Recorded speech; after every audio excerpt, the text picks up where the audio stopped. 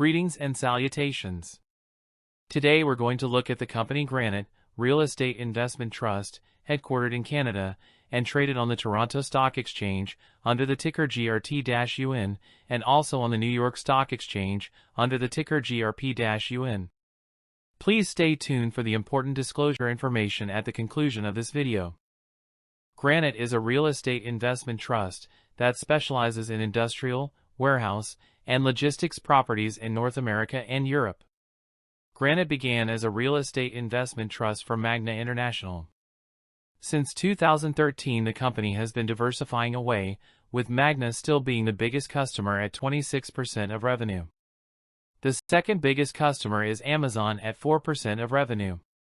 Although Canada-based, Granite owns a portfolio of 143 properties across Canada, the US, Austria, Germany, and the Netherlands.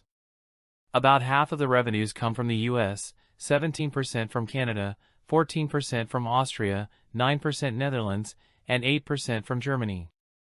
Given the currency used in financial reports and the relative stability of the Canadian dollar compared to the United States dollar, this analysis is produced in Canadian dollars. All numbers you will see in this report are Canadian dollars unless specified otherwise. The intrinsic value analysis of real estate investment trusts is very different due to the nature of business and accounting records.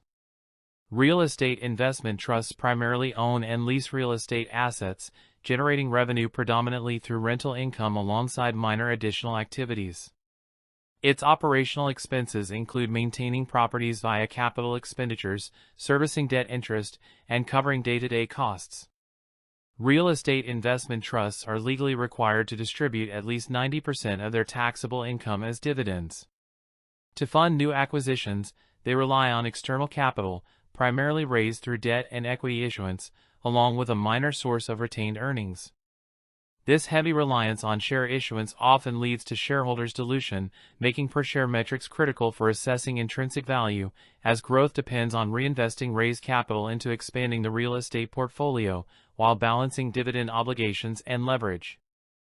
Since Granite began as a real estate investment trust for Magna International, the share of Magna slowly went down from 100% in 2012 to 26% in 2024, making it the biggest customer still. Compound annual growth of revenue per share since 2013 is about 9.8% per year. If we look at the revenue divided by the declared fair value of property, we will notice this number hovers at around 6% per year. Given the unique nature of real estate investment trusts, we will start with the revenue, which almost entirely consists of collected rents. Real estate investment trusts attract a significant portion of capital by issuing new shares, thus we will need to perform our analysis on a per-share basis. As we mentioned on the previous slide, the revenue per share growth was about 9.8% compound annual growth since 2013. In order to calculate funds from operations, FFO, an analog of operating cash flow, two major expenses must be subtracted. Expense 1 is the debt interest, about 10% of revenue. Expense 2 is all other operating costs, including sales, administrative, legal, etc. In our case, about 23% of revenue. Thus making our historic FFO margin is between 60 and 75%. Further, similar to the calculation of free cash flow, we will need to subtract maintenance capital expenditures to estimate adjusted funds from operations, AFFO. In our case, maintenance capex is about 4% of revenue, making AFFO margin at around 63%. Please note that maintenance capex is 0.3% of the fair value of the property.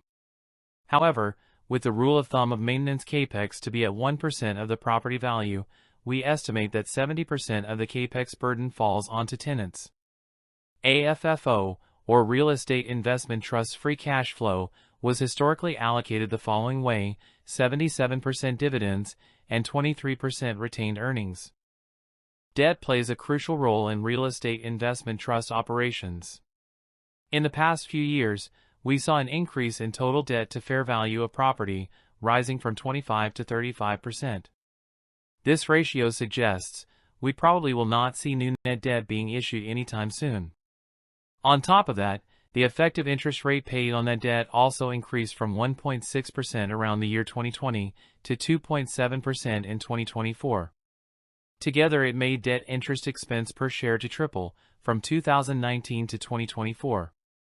Given the elevated global interest rates lately, the current interest rate to refinance the debt is hovering around 4 to 6%, much higher than the 2.7% effective interest rate paid by the company.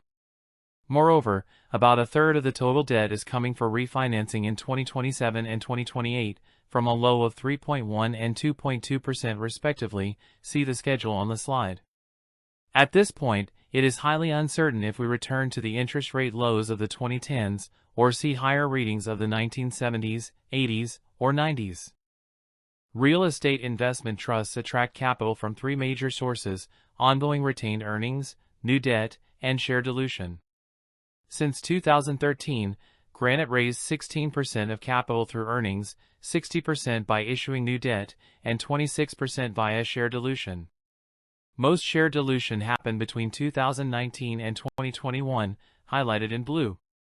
Was it a good decision? We will need to look at the per-share balance sheet value, calculated as the fair value of properties minus total debt plus cash, and compare it to the share price at that time. As we can see, the share price was at, or exceeding, balance sheet value during those years, making it a good decision to raise capital by diluting shareholders. Please note that the current balance sheet value is estimated at about $90 per share, making the current share price 30% below it. This suggests we should not see net new share issuance unless the share price recovers. Evaluating the cumulative growth of inflation-adjusted revenues, we estimate yearly revenue to grow by 5.5 to 6% in real terms of allocated capital. Now let's estimate the intrinsic value of the business. We will estimate the intrinsic value through discounted dividends based on 6 scenarios. First, the common assumptions for all scenarios. Given the historically elevated debt levels and somewhat depressed share price, we will not assume any new debt or share dilution. Maintenance capex will continue at 2024 value, adjusted for inflation. FFO expenses, excluding debt interest, will continue to be at 25% of revenue. The dividend payout will be 75% of AFFO, and the remaining 25% will be used as retained earnings. Revenue growth will consist of inflation adjustments and retained earnings at 5.75%. 6 scenarios will differ by 3 major parameters: debt interest rate, inflation, and dividend discount factor. Discounts will always be calculated as inflation plus 6%. Scenarios 1A and 1B will reflect the pre-pandemic market conditions, 2.5% debt interest, and 2% inflation.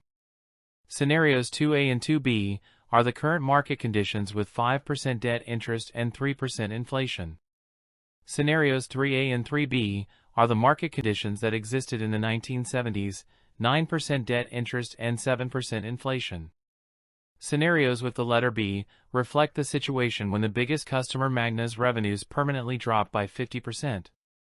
We will briefly look at each scenario and then summarize the findings in a table. In Scenario 1A, pre-pandemic market conditions, we assume 2.5% debt interest and 2% inflation. These dividends will be subject to an 8% discount rate and will yield about $32.40 worth of value per share by 2034, $53.40 by 2044, $66.90 by 2054, and $81 by 2074. Immediate and permanent drop of Magna revenues by 50% reduces 2074 discounted dividends by about $18 to $63.10 per share. Scenario 2A suggests current market conditions with 5% debt interest and 3% inflation and a discounted dividend value of $71 by 2074. 50% permanent reduction in Magna revenues drops this value to $52.80 in Scenario 2B. Finally, with market conditions observed in the 1970s of 9% debt interest and 7% inflation, the discounted at 13% dividend model gives us a value of $69.30 per share in Scenario 3A. and $49.90 in Scenario 3B. A drop of about $19 due to a reduction in Magna revenues. We looked at 6 different scenarios to estimate the intrinsic value per share in Canadian dollars. We used the discounted dividends model for different final years, 2034, 44, 54, and 74. Please note that because of the high discount rate, the infinite discount dividend model yields results that are similar to the year 2074.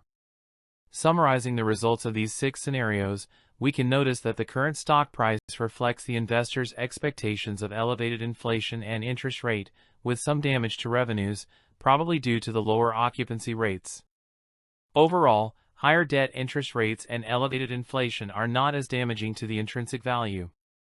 What is crucial is the ability to maintain higher occupancy rates, pass capex expenses to customers, and increase rent by at least inflation levels. A permanent reduction of revenues by 13%, that is 50% of Magna rent, reduces the intrinsic value by about $18 to $19 per share. Also, the current dividend distribution most likely will not be affected if debt interest rates stay below 6%. Above that value, we can expect a dividend cut. Additionally, about 95% of dividend distributions come in the form of income. Income distributions tend to be taxed at higher rates compared to dividends, capital gains, or return of capital to adjust the cost base. Please adjust the intrinsic value by the amount of taxes you are expected to pay on this type of distribution. Please note that this is not tax advice, and this channel insists on consulting with your lawyer about anything discussed in this video. Thank you so much. Research like this takes a lot of time. If you enjoyed it, please like, subscribe, and consider supporting us. Please note that this video is for entertainment purposes only. We are not financial advisors. This video is not financial advice and should not be considered as such. This video does not provide any recommendations and does not endorse any decisions to buy, sell, or hold any security. We do not guarantee the accuracy or the completeness of the data provided in the video. We are not responsible or liable for any decision, damages, or losses the viewers may take or incur, due to negligence or otherwise, based on any interaction, directly or indirectly, with this video. Past performance is not an indicator of future returns. The viewers are encouraged to seek independent legal, financial, taxation, or other professional advice for any action they might take.